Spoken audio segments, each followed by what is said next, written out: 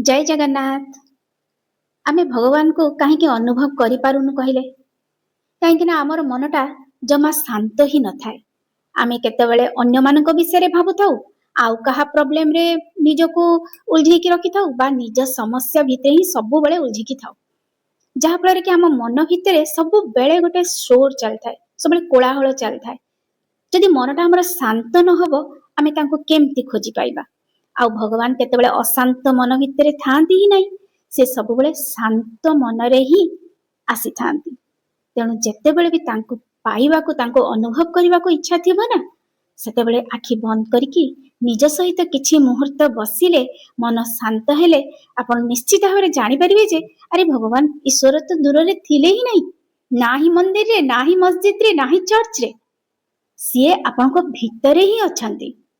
आ सेतेबेले देखि आपण तांको अनुभव करि परिबे। This is my experience.